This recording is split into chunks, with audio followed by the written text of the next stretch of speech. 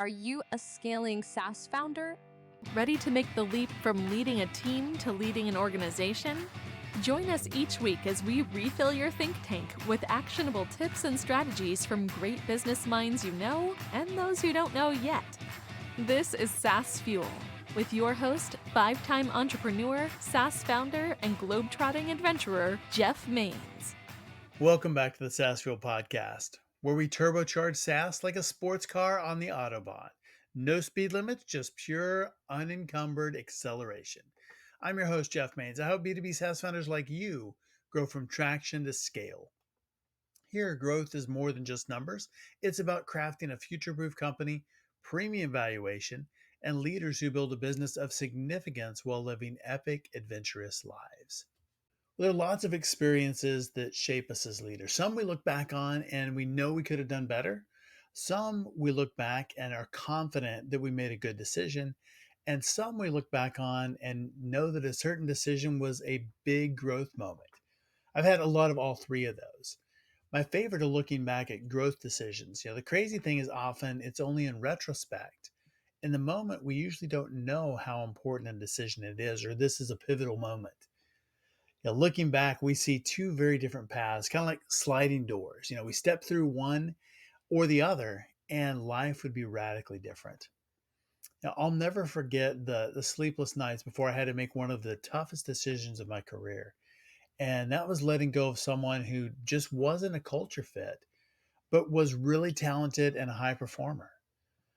And as leaders, we all face gut-wrenching choices from time to time. How do you make the hard calls while staying true to your core values? Well, here are three ways that I look at it. Number one is to get really clear on principles. In murky waters, a strong moral compass steers you right.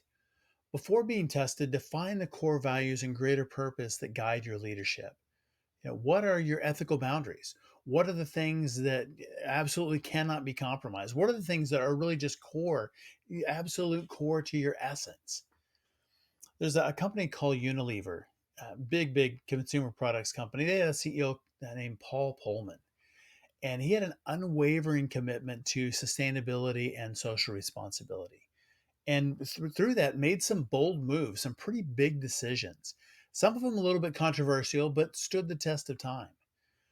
I think it's important that we know, where we stand and that we're able to make those decisions and feel really good about them, no matter what the critics say. Defining your North Star provides clarity when you need it the absolute most. And the second is to consider stakeholders, all the stakeholders. A decision that serves one group while harming another is flawed. Take time to map out all of those impacted, from team to customers to community. And as a rule, I try to aim for the greatest good. It's not always obvious at first glance. Sometimes there are trade-offs. For example, made in the USA. Well, what does that mean? Well, it means higher costs and higher prices, but it means jobs at home. Is that a commitment that you have? One business may be different than another, but it's not a zero-sum game where one wins and one loses. Keep all stakeholders in mind and explore creative solutions. Constraints create creativity. And number three is to communicate with courage and empathy. And no matter how sound the decision or how much it makes sense, at least to you and me, right?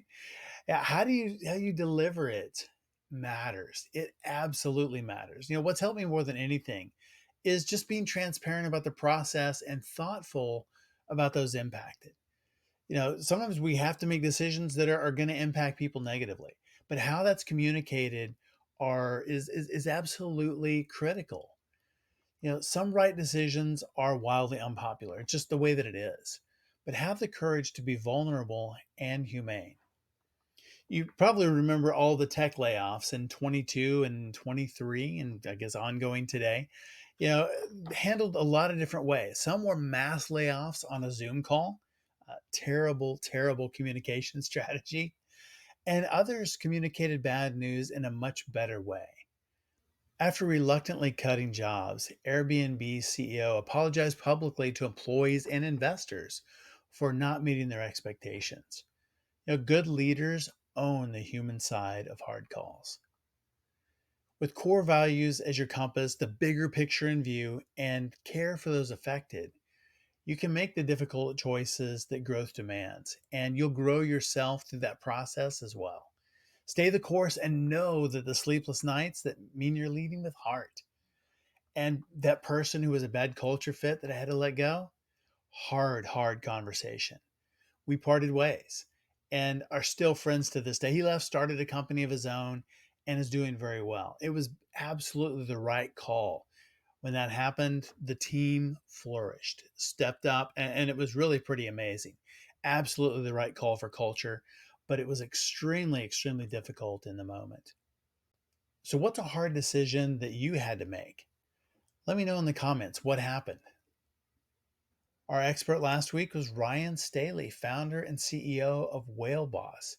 We talked about sales, marketing, AI, and exactly what works today and why, plus where not to use AI. Great insights on how to turn every sales rep into a one-person army. And our founder last Tuesday was Derek Osgood, founder and CEO of Ignition, a collaborative go-to-market platform that accelerates product launches from marketing and product teams. Derek has launched over 100 products that are doing $1 billion plus in revenue. Great insights for irresistible marketing about building what sells and selling what you built. My guest today is Roland Siebelink, a three-time tech founder on a mission to guide startups from mere product market fit to absolute market dominance. With an impressive track record of elevating 3 companies to unicorn status, welcome a guy who will help you get your tech company on the fast track. Roland Siebelink. Hey, Roland, welcome to SaaS Fuel. Hello, Jeff. Nice to meet you. It's so great to be on your podcast. It's been a long wait, and I'm really excited. I am as well. So you're a 3-time tech I am. founder, and a few unicorns in there. I mean, somebody might even say like unicorn breeder, maybe.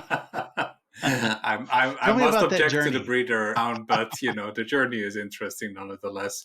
So yeah, I've been very lucky to be part of 3 companies that became unicorns in my career. Every time it was a company that I joined when it was under 10 people, and it typically grew over 1,000 people in a matter of 3 years. So I've really been through that journey. Wow. And I've also founded some of my own startups. Those were not necessarily the same companies. So, there's some failures under the belt there as well, in all honesty and openness.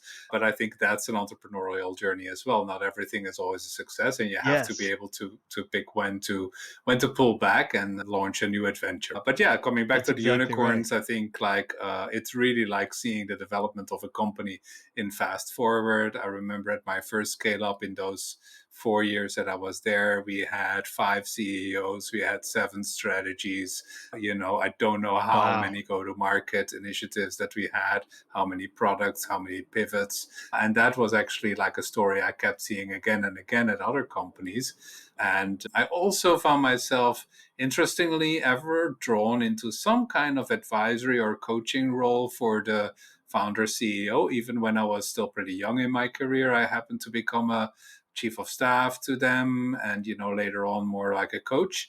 And I found that position is just so lonely, and how difficult it is to be responsible for everything Yeah. without really knowing how to do things. And so now that I've seen the journey a few times and I predict what's going to happen, I love advising and helping founders that are going through that unicorn journey right now. That's really good. So what about obstacles? You said, I mean, that's pretty crazy just thinking about how many CEOs and go-to-markets and things like that. Tell me about, some of the biggest obstacles and how you overcame those, whether in the unicorns or in the companies that maybe didn't do as well. Exactly. So I think one gigantic pivot that every founder needs to go through is from this kind of inventor mindset of developing a product that could possibly be a hit into building a go-to-market machine. And especially the VC funded tech companies that I often work with, they go and raise money, and that's amazing. You get cash flow before you've really earned it, let's say, but they don't always realize the quid pro quo is now you're building a growth machine, and you can't just be doing Yes. whatever you please. You've essentially closed a contract with the devil, right? And you better deliver. And that is, So yeah, go ahead. what sets the successful founders apart from those who struggle to make that shift? I think the successful founders in their mindset, they have this very rare combination of, on the one hand, being quite stubborn about their vision, but on the other hand, being very flexible about its implementation. And that's a rare That's so combination good. of, keeping two opposing ideas in your brain at the same time. I think that's often a marker Yeah. of enough mental agility, let's say, that not everyone has. But I think it's so important to have both that stubbornness around the vision, around the big picture, as well as then the flexibility around how it gets implemented in order to really scale your vision into things that other people can execute and adapt to the market as well. And that makes a lot of sense because when you're building a growth machine, you have to have other people that can Mm-hmm. execute. You can't do it all. And especially as it continues to grow, that becomes more and more true. And that is probably the second biggest point that I would also highlight in terms of what are the obstacles. Hmm. It is to realize that as a founder, you cannot do everything yourself. And most founders I talk to in the beginning of when we start working with them, they'll constantly say, well, I can do this better and I can do that better. And sometimes it almost sounds Yeah. a little bit childish, right? Because it really isn't Yeah. about what can you do better. I mean, you're already amazing. You're a founder. But the question is your time best spent on this? It's a really, really powerful question. And I think a lot of times we think that we're better, but we can't be experts at everything. And when we let those things go and let people who really are experts, even though that what we think is better is just Mm-hmm. different, it really runs a lot truly better when somebody is an expert in that area, and especially if it's an area that maybe we can do but aren't necessarily super gifted, or that's not our superpower. That is true. And the other point I would also make, Jeff, is that there's actually very few things in a startup or in any company for that matter that you need to do very well. And I had a discussion with one of the co-founders of a company I'm coaching in Singapore the other day where I said, in the large majority of cases, you have to strive for just good enough. A 6 out of 10, or what is it in the American grading system, a D or a C out of the A scale, right, is actually all you Right. need, right? And, if you were to strive for an A everywhere as you do in academics, then actually that'll mean absolute failure for your company, because trying to get to excellence everywhere will actually, for sure, make you fail. That's really good advice, and it's hard to do because I think we're a lot of us are founders because we're high Mm-hmm. achievers, and to say that good enough is okay just really goes against our nature. It is, but I mean, think of it like I'd usually give an example like, okay, how good should payroll be?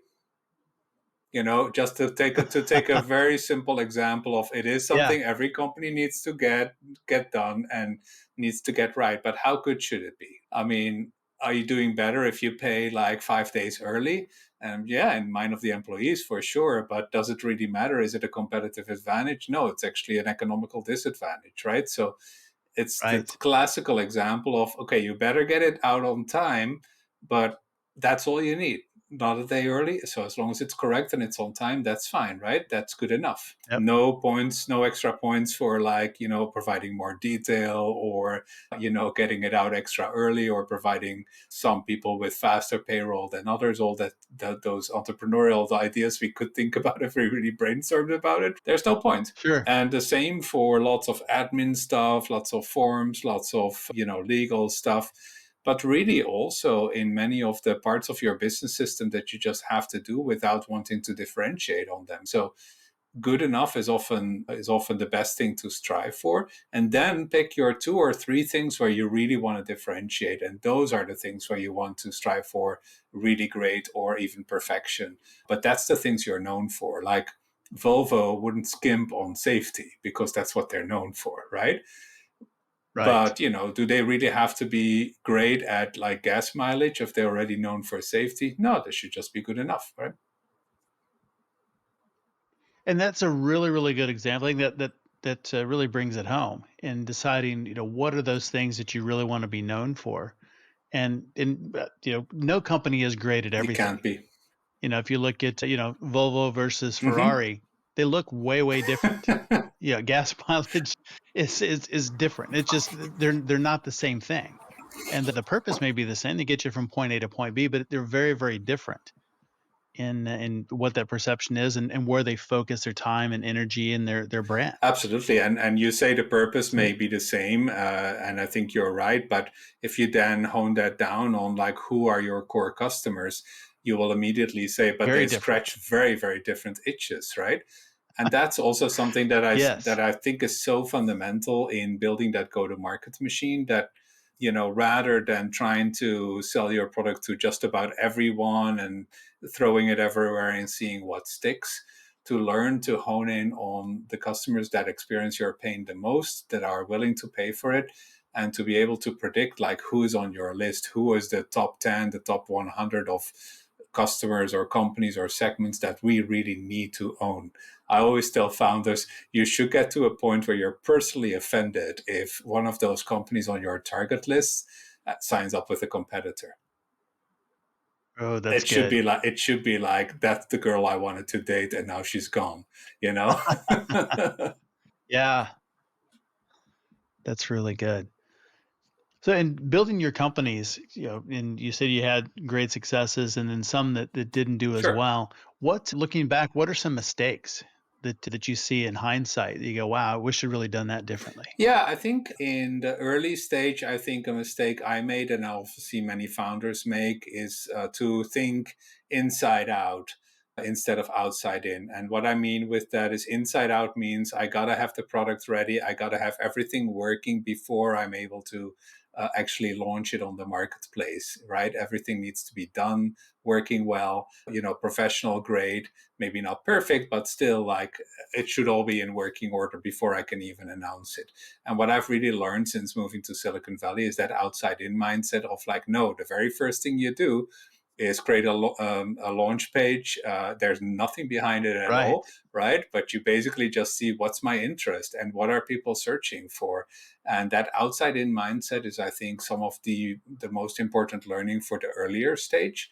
I would say then there's a corollary that in the mid stage, let's say once you're like 30, 40, 50 people, you're at like a few $1 million in ARR, then it starts to become a bit of a risk to keep working on the outside in and never have your simple processes, some of your quality measures, your responsibilities actually lined up, because now you're hiring so many people. And if you still want to run it like a wolf pack, then I can tell you all those people will be sitting on their hands and just waiting until somebody screams at them.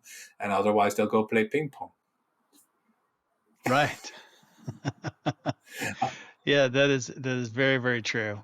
I've seen that time and time At again. It's what like point? it's the company that I think needs help the most is when you notice like the founders are running around like crazy all the time. They're working 48 hours per day, never get any time to Yeah. think.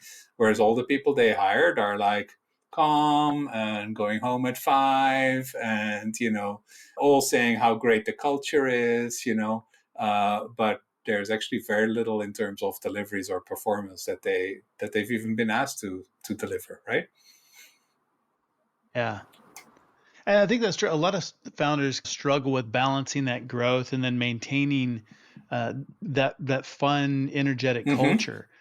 How should they do that? And how do they make that energetic culture a high performing culture, especially as they continue to I grow? love how you voiced that, like how to turn that energetic culture into a high performance culture, because I think that's really, hitting the nail on the head that you want to move away from this like early stage startup that is essentially more like an experimental lab with a lot of play going on Hmm. and seeing until something sticks. But you also don't want to turn right away into a boring old behemoth, where everything is driven by Right. process and checkboxes and all that stuff. So I mean, there's a reason why founders start companies is because they don't want to work at a big company like that, and Right. they don't want people telling them what to do. So this is why at Midstage Institute we really developed like that handbook for the mid stage, which is it's neither working like a startup nor working like a big corporation. It's actually a very specific set of practices, and you can compare it a little bit to adolescence in our human development, right? Like when you're an adolescent, if you still act like a child all the time, you're not going to be very successful or admired. But if you act like a fully Mm. fledged adult of like 40 or 50, it's not going to help you much either. You have to learn to act like an adolescent. And those are the things that, around like learning to know who you are, learning to know what you like, still being able to experiment, but also starting to learn to land on your own feet. And for older adolescents in particular, starting to realize, yeah, dreaming is great, but you can't be everything that you have ever dreamt up. At some point in time, you have to start choosing. Yeah. Yeah. And you bring up a good point just in making that Hmm. transition and bringing in process. Financial management is obviously very Hmm. important. And what other processes, should be well defined early on? And then how does that progress over time as the company grows? Yeah, I do think that here you really need to distinguish between are you more still in the exploring phase or in the exploiting phase, right? So we typically make that cutoff between, are you pre or post product market fit? And that means that you found some niche that loves your product, that is willing to pay for it, and that niche can still grow, right? So once you have that, I think it's important to start actually exploiting that niche and trying to dominate it as much as you can before keeping exploring into you had additional products or other niches or other segments that you could do. So assume that that exploration mindset is already set and they've moved to like, let's exploit what we found. Then I think the most important process to get right is like, how do we actually deliver that value on a consistent basis? And what I mean with this is really like, how do product engineering, marketing, sales, and customer success, typically also finance, work together to serve all those customers in a good way, in a reliable way, so that every customer that we sign up typically gets value out of our product. And that sounds quite complicated, but I really don't mean much more than just a bunch of checklists of like, okay, here is the overall process. Here are the 10 steps that make for a happy customer. Here are the roles each department plays. And now for each department, there's another 10-step checklist. To do your job well, these are the 10 things you need to get done. And what is your output? So let's not try to develop like these gigantic flow charts and all these processes and trying to manage all the exceptions. This is what you hire really talented people for in a mid-stage startup. They can figure the exceptions out. But what you really have to document is like, what's the proper flow, the flow that if there's no exception, how should it actually look? Because that's not that's something that no employee can figure out for themselves. That's what they need the leaders for. And so to if your company is called Cool Company, let's say, and to come up with like what is the Cool Company way and just like how do we deliver value time and time again, that's probably the most important, call it, process that you can set up. And you really don't need to go that deep in the details to deliver that value. Yeah, and I think that happens a lot where when they do go too deep in the details, it ends up in a giant notebook that nobody ever opens, and it ends up in a drawer somewhere. I mean, the operations people are really, really happy with it at the end, and then nobody uses any of Yes, it. exactly. And I think this is a typical differentiation between how it works in a mid-stage context and how it works in a corporate context. In the mid-stage context, I really think it should be the leaders that write the headers of the checklist, and then the middle managers or even the frontliners who basically fill in everything, like exactly how do we do this, like go to this screen and tick that box, but it should not be particular process design people who write this stuff. No, the people who work on it should own the documentation. In a corporate setting, it's, you have a lot more specialization. So then you have process experts and you have people designing documentation for somewhere else. But what's the big difference, Jeff? The big difference is that in a corporate setting, you cannot rely on always having talented people. They've grown wise that in general, Yeah. they have lots and lots of different talents, and most of them are relatively mediocre, to be honest. And so they need to be idiot proof in everything that they do. That's why you come up with these manuals that are like 100 pages thick, because every little thing needs to be covered for. And the mindset underneath that is that in a corporation, your big goal is to reduce risk, because you've already got your market, you've already got your franchise and all the cash coming in. Now, how do we reduce the risk of something happening to that cash, right?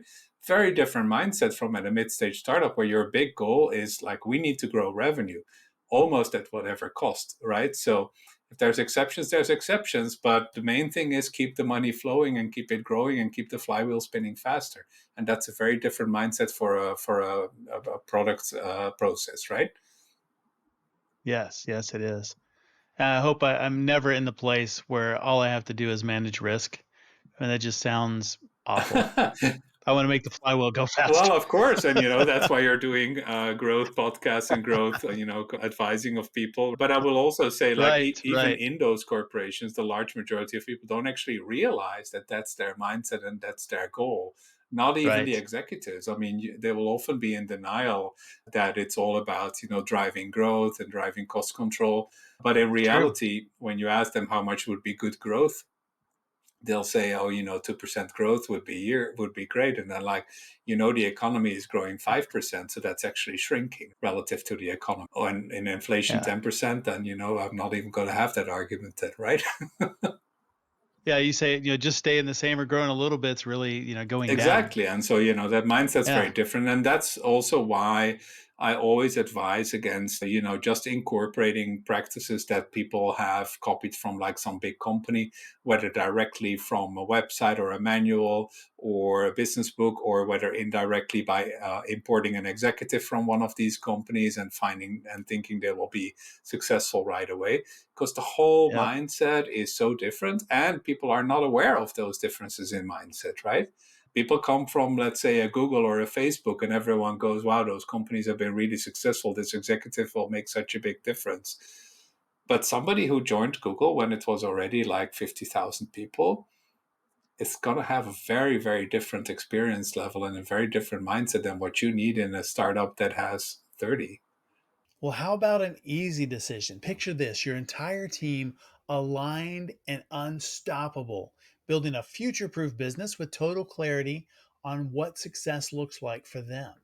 It's easier than you think with Champion Leadership Group. Whether growth is booming, a little flat, or you feel like your solution is the world's best kept secret, we've got you covered. Ditch those time-sucking spreadsheets for a SaaS operating system that turbocharges your team with scorecards and KPIs and makes leading the company 10 times easier and you 20 times more effective. Add to that community of scaling founders and an on-demand access to a fractional C-suite. Pretty cool stuff. It's all designed to unlock your company's full potential, support higher valuation, and elevate you from an engaged operator to an empowered owner.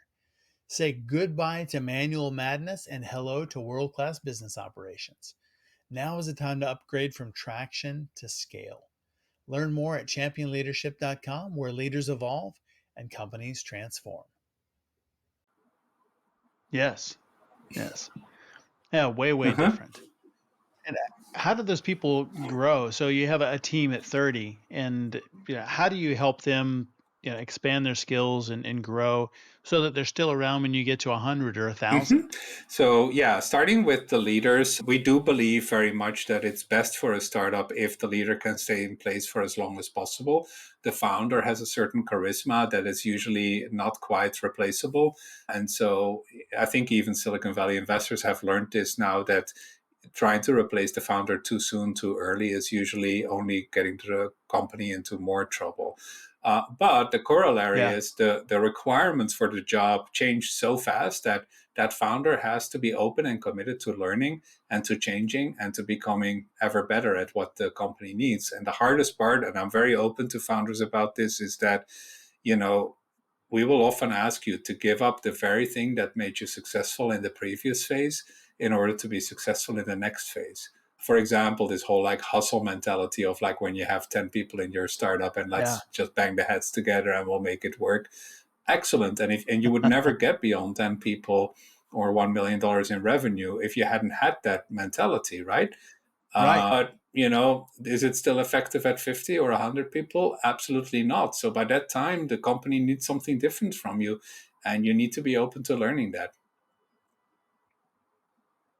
I think as founders grow and they're experiencing things they've never experienced Mhm. before, they're maybe feeling like a little bit outside of the norm, lead to a lot of insecurity, imposter Yes. syndrome. How do you deal with that? So I would say different types of founders. Maybe one common type is the person who is not really aware that they even have imposter syndrome or insecurities. They're usually just not that in touch with their emotions. And so that often manifests itself as deep down really thinking they're God's gift to the world.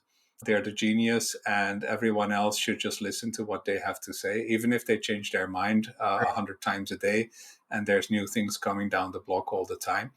And usually there it's a matter of gradually increasing their self-awareness and especially their effectiveness in communicating with people. So rather than having these people basically do stream of consciousness speeches and everyone saying, oh, that was great, now we ask them like, okay, can you for a week only ask questions, don't give any statements, only ask Mm. questions and see what lands, see what people understand. Or if you do have a speech or something, then afterwards make some time for feedback. Not just what questions do you have, but how would you summarize what I just said? What were the three most important points you take away with you? Those things. So often it's starting from like actually you're not making as much a connection with other people as you think. That helps to spark that drive towards self-improvement. On the other hand, there's also a large group of CEOs and founders, I would say, who are really internally suffering from imposter syndrome, right? Where, of course, they try to hide it as best as they can, and they try to pitch a lot to overcome that. But I would say it's pretty normal. It is a very highly stressful job. And I think there the recipe is almost opposite, right? It's like, how can you get more positive feedback about the job that you're doing? And they're typically starting to create more of a feedback culture that has always balanced feedback between, yeah, there are some things you could improve, but here's all the things that I really like about the job you're doing. That helps a lot in then overcoming that imposter syndrome and starting to realize we're all just human and like every single person has strengths and weaknesses, even me. Yeah. Yeah. Without a doubt. Communication is so important, especially scaling a business. I mean, things are changing constantly. Do you have specific strategies or tools you recommend for ensuring effective communication within an organization that's growing fast? Yeah, so I mean, that is at different levels, I would say. It depends a little bit. In some companies, we would start with really the communication between the co founders. Often by the time we help them, there's been quite some tension building up for years between co founders. And this is almost, Happens. yep, and it's almost making me feel like a marriage counselor sometimes, right? It's not my chosen profession. Very much so. Not my Yeah. chosen profession at all, but I do think I'm learning from some of these folks as well, because it really is less about making things perfect and more about starting to build a bit of understanding, like where are people coming from, why do they think this way, and ultimately embracing each other's differences while not having to, jeopardize the relationship per se, right? Because I do think most people realize that just breaking up the relationship just because you feel bad about it is usually too much of a cost compared to the benefits you might get out of it. But Yeah. I would say if you do have the situation where the co-founders are generally well in touch with each other, then you can move to the executive team at large, And there we often really start more from, look, are the goals clear? Is everyone sure what they're accountable for? Can they talk to each other about that, right? And so having that framework in place and having that open playing field helps a lot in then facilitating the communication, because it helps a lot for it to be structured around certain goals that everyone knows we need to reach. Much easier to comment a game that has set rules that everyone knows in advance than just some chaotic bunch of people running on a field with a ball that nobody knows what they're trying to do, right? Yeah. Yeah. Well, you're in Silicon I am. Valley, and there's yeah, it's somewhat of a different world in the investments that happen out Mm. there. Companies, are raising really early, some of them a little bit later. What's your take on that? And then, what's the word on the street today with venture capital, private equity? What do you see and what do you Yeah, hear? absolutely. So I would say the first thing to observe is there's a gigantic bifurcation between, are you an AI startup or are you not an AI startup? I think for AI Yeah. startups, it's still definitely like a hot boom out there, probably even more than we had for the SaaS startups 2, 3 years ago. And so if you have any credible play in the AI space, then there's lots of money available. And, typically still what for people outside of Silicon Valley looks like completely irrational, like, how could you invest 20 million into a company that has no product yet? Those are the kinds of companies that are still Right. out there. But I would say for almost everything else, it's a lot more challenging these days than it was a year or two ago. And so that means that this is something that you have to be very patient with, right? So if you are lucky enough to still be early stage, then I think you can optimize a lot for, how can you not go all in for growth at any cost, but maybe a bit more prudent about seeking your growth, maybe focus on one segment at a time rather than 3 or 5 or 10, as was common during the heyday, and keep your cost under control. I don't think you need to be profitable all the way, but you need to at least be projecting profit out there in 2, 3 years' time, as an option at least. So I think generally this is also a very good time if you're early stage to get a lot of talented employees that might not have jobs otherwise, because, it's not that hot a market for employees anymore in Silicon Valley at this stage. So some of the best startups in the past have exactly started during those venture capital recessions of the past. So I would really look at that as well. If you're in the more later stage and you've been surfing funding rounds from the past and gotten really high valuations, now it's going to be quite hard to match that. So some companies decide to do a down round and just, bite through the sour apple and go with it. Others try to keep the cash cushion that they still have and turn it into profitability so that they never need to raise cash anymore. If you have that option, I think that's a good one. But I think generally in those cases, there's a big psychological turnaround necessary from what you happen to aspire to in the past, which is now frankly out of reach. And how do you still find a new mission and a new purpose that, will still make you feel successful in the end? Sometimes that even involves renegotiating the cap table with your investors. Not a fun job, but I think you can usually make the case that in order to keep people motivated, you need to actually, restructure it, because it's not going to work along the old lines anymore. Yeah, that makes sense. What do you think about the role of VCs and their alignment or maybe misalignment with founders and other investors? Yeah, so I think I would say the best literature I've read about that is this book, Founder versus Investor, that came out, I believe, late last year, which is really eye-opening for many people. But it actually makes the case that, each have a different role to play. And it's a business relationship where some of the interests may be aligned, but a lot of them structurally are not, right? And I think you need to Yeah. understand that each has just a role to play. And where things often go wrong is when people buy into that narrative of like, oh, my investor is going to be my best advisor, or my investor is going to be my best friend. I think no experienced founder will actually confirm that. Do they sometimes give you good Right. advice? Of course they do. Can Yeah. you go for a beer with them or for a dinner? Yes, of course they do. But it's still a business relationship. And in many cases, it can Right. get actually quite, you can get different objectives, different interests really clashing in a board level meeting or something like that. And you have to be aware of that. This is why I typically advise founders to not only seek advice from investors, but to really build up a more broader arsenal of people who have experience, who can advise them, and who don't often need to have that same investor mindset, so who can look at it independently. And this can be a coach, this can be a mentor, this can be an advisor. Sometimes consultants come into play as well. But I think it's important to have multiple voices and multiple perspectives to draw from. And sometimes it even helps to bring some of those folks into a board meeting as an observer, to help you see how well you are operating in your board as a founder, and to maybe help Yeah, facilitate some of the discussion there as well. that's really, really smart. What's the biggest misconception founders have when it comes to scaling? I think the biggest misconception when it comes to scaling is that you need to broaden everything. So, now you're scaling, you're going to be targeting 10 verticals instead of 3, and you're going to be doing every geography under the sun, and you're going to be having a whole stack of 5 products instead of 1. And, with people responsible for every single aspect of that.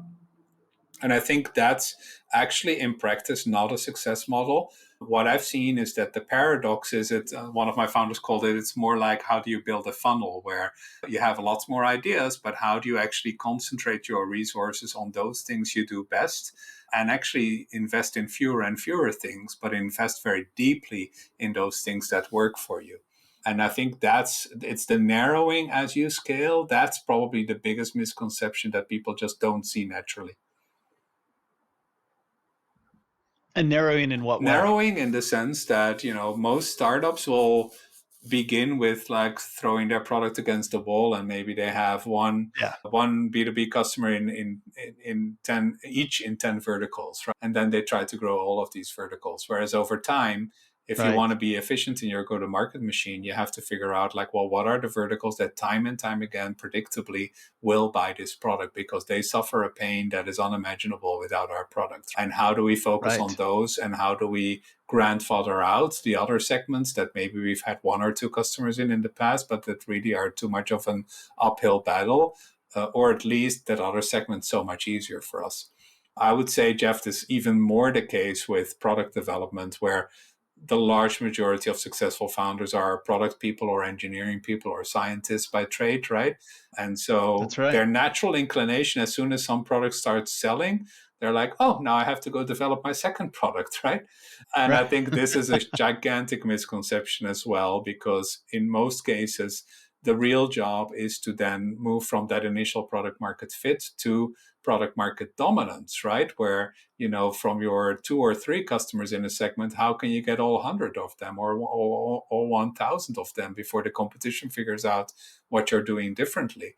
And even then, I would look at other products development probably only once you have established a pretty strong foothold where you're in the top 3 of that market already.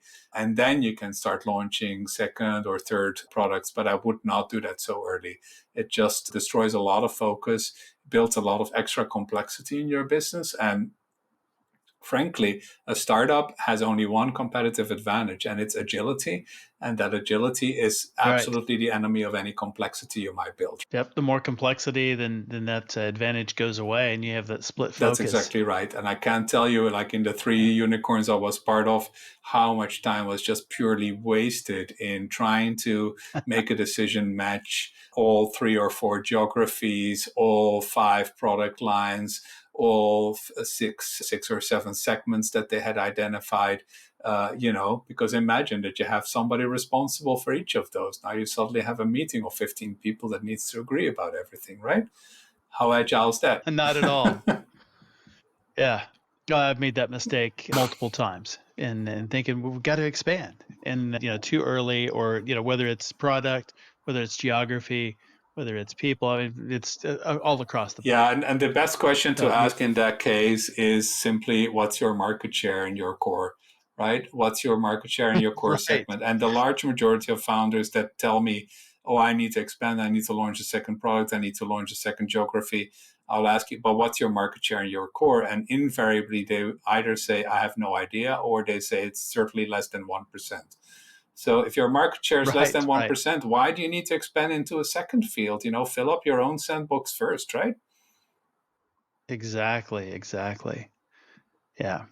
And a lot of times I think they look at it and think, that it must be easier somewhere else because it's really hard where they are. That's And then they get over and they try something else and hey, amazingly, it's just as hard there, maybe we harder. might call this podcast interview the 5 misconceptions of scaling or something like that, because that's a really big one right there. You hit the nail on the head again, Jeff. It's like thinking that just because things are hard, you need to pivot. And I think Right. it's so wrong. Like, it is supposed to be hard, and it is going to be hard. There's not a single thing in startup land that is not hard. But really, what really pays off is not pivoting all the time, but what really pays off is persisting until you know for sure this is not going to work. I've tried everything, and now I need to pivot. But in most cases, everything in the founder's mind is definitely not everything in what other companies would do Right. to win that battle. And I think especially on go to market, this is where the product and engineering oriented founders often underestimate how much time and effort it actually takes to make a market work, right? It's not something that comes Right. naturally just because you have a cool product that people will come and buy it. It's been identified 50 years ago already as the biggest flaw in marketing thinking, right? It's work, it's actually building a machine for it. It costs a lot of money, which is why if you look at big successful companies that have been doing this for a year, where did the majority of their investment go? Sales and marketing, not products, right? Yeah. That's right. That's right. Yeah, and pivoting, a lot of times I've seen, and a lot of times it's in retrospect. It's like, they get 90% of the way there, and it's like, oh, this is too hard. We're going to go try something Mm-hmm. else. And then they get 80% of the way there, and then this is too hard. We're going to try something else. And if they had just pushed on just a little bit Mm-hmm. further, just tried two or three more small things, they would have made And it. this is also where external advice is so important, right? Because, like, I totally get it when you're the founder and you're in charge, and everyone in your company is telling you that you this is too hard. Then it's very hard to resist that. But outside folks will often tell you, like, this is normal. You're almost there. It's just a little bit more. Like, this is what a personal trainer will do for you as well. It's like Right, having you right. know you can do those 2 pushes more. Don't worry about it. You got it, right? So helpful. So helpful. And scaling requires a lot of tough Mm-hmm. decisions. Can you share an example of a difficult decision you had to make while scaling one of your ventures, how you approached it, how you think about that? I think when you ask about difficult decisions, it's almost always about people, right? Where you Yeah. find that somebody's been doing a really good job for 1 or 2 years, but then either burns out or the company needs something else altogether. And then in most cases, it's a very difficult decision to either let that person go or to let them serve in a different role, but not on the executive team anymore. I find it's almost always in all the startups we work with necessary to have some of those discussions. In most cases, we can save the person and still have them be part of the team somewhere, but just not in the board or in the executive team anymore. The other thing would be that, sometimes you have to let go of the very things that made you successful. So I remember in my first scale up, we were asked to develop a separate brand for our internet service because in those times, internet was something new and untrustworthy, and so people didn't want to the main brand tainted by that. But then it became such a successful product that they wanted to actually have a joint product, and so that amazing brand we had developed two Right. 3 years later we had to ditch because it was like there was no strategic need for it anymore. So that was painful, but yeah, everyone can see the strategic rationale behind it. And then sometimes, this is what people don't like about business people, that you have to make those rational decisions and just push them through, even though all your feeling screams against it. Yeah. Yeah. Those are the most difficult for sure, Yeah, and then very especially very the difficult people decisions decisions. are around when do you give up, and it is also part of the entrepreneurial Yeah. journey to sometimes say this truly isn't working, or we are not raising money anymore, or we are out of energy, and does it still make sense for us to continue? Very very hard decision for you personally, but also all the people that have believed in you, invested in you in many cases. And there's, I think, where not only just advisors but also maybe some mental health support and other things can help a lot in actually getting through those difficult decisions. Yeah. We'll wrap up with this. Yeah, if you could go back in time, give yourself one piece of advice to your younger self back when you were just starting, your very first tech startup, what would that advice be? Huh, good question. I would probably say your network is much more important than your skill set. So I think this is something that younger people especially don't quite realize. But when I see the difference between, let's say, startups that are trying to make it in less connected cities versus very well connected cities, let alone be in the Bay Area, it makes just such a difference. I know the founders of Kong, which is now a major unicorn, right? And I knew them when they were just starting out, and they were just two Italian guys that decided to do a program at Stanford, right? And I think in the end, this made all the difference for them, because at Stanford, they met everything and everyone that mattered. And as soon as they had their idea, then they could get some initial investment and they could get the advice. And over time, they've built on all of that advice and built an amazing company right here, not in Italy. That's great. Yeah, relationships, and that I think relational capital is far more valuable than any other type of capital there is. It's, even more than money. That's true. Relational And capital. you can, and this is the other part that I want to mention, but you can actually actively manage that network. You can build it, right? It's just like money. People will often be dumbfounded, but I don't have the relationships, or I don't have the money. But I think you can see, like, just same way you can earn money or you can invest money and make a return, and the same way you can do that in a network as well. Like, it just takes a lot of effort and energy, building on the network relationships you already have, traveling to people, going to events, building step by step, building your network. And over time, you'll suddenly find yourself with, 6,000 LinkedIn connections. That's great. Where can people learn more about you and about Midstage Institute online? Yeah, so we've built a landing page that helps people get all the resources in one go, which is midstage.org/thrive. And there they have my contact information. They have overview of my latest blog posts and videos. And of course, also LinkedIn connections and everything they need in order to get in touch with me. Outstanding. Roland, it's a great conversation. Thanks for being on SaaS Fuel. Absolutely. This was an amazing interview. You're a great interviewer, and it was an honor to be here. Thank you. Thanks again, Roland, for coming on the show and sharing your insights and resources. This has been a fantastic conversation. You can learn more about the man, the myth, the legend, Roland Siebelink, and his company, Midstage Institute, at midstage.org. As always, all links, highlights, resources, and full show notes are available at saasfuel.com. And be sure to check out our YouTube channel as well. Full episodes, video shorts, training, some outtakes, pretty funny stuff.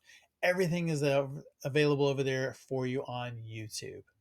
So here's an idea.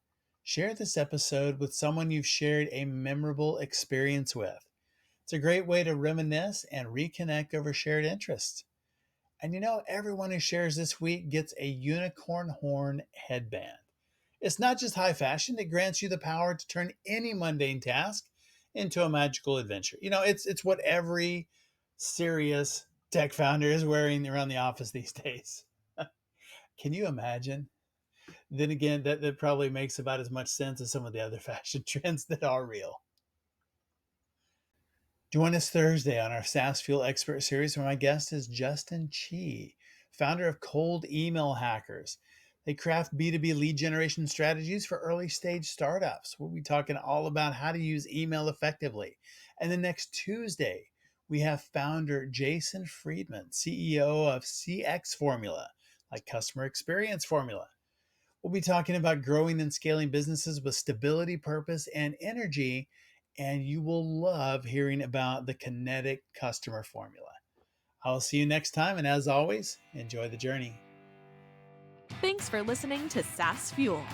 Full show notes for each episode, which includes a summary, key takeaways, quotes, and any resources mentioned, are available at saasfuel.com. Be sure to follow and subscribe wherever you listen to podcasts. And if you're enjoying the content and getting value from these episodes, please leave us a rating and review at ratethispodcast.com/saasfuel. We'll be sure to read these out on future episodes.